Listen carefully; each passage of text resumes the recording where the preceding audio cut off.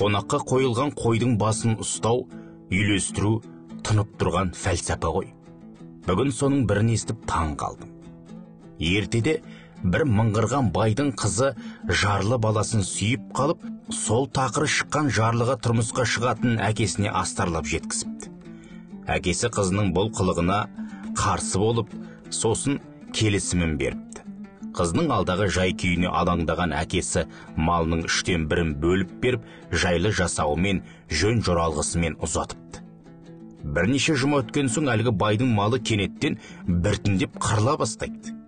Айдың аманында қарақ үйінде кесірге тап болған бай көп ұзамай тақыры кедейге айналыпты. Төбеден жай түскенде күйде қалған бейшара көрші ауылдың көреген адуынды ақсақалынан мәселенің мәнісін сұрапты.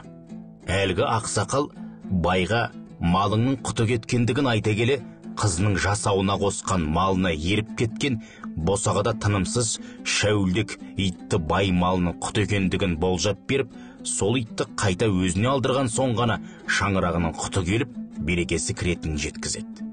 Мұны естіген бай әлгі итті алдыру үшін 2 жендетін қызының ауылына суыт жіберіпті. 2 жендет итті тауып, ары қуып, бері қуып, ұстай алмай иттің әбден сілекпесін шығарып, шаршатып ақыры өлтіріп тыныпты. Бірақ ит өлерінің алдында қойлардың арасында бір қозыны тістеп өткенін жендеттің бір сезіп қалады.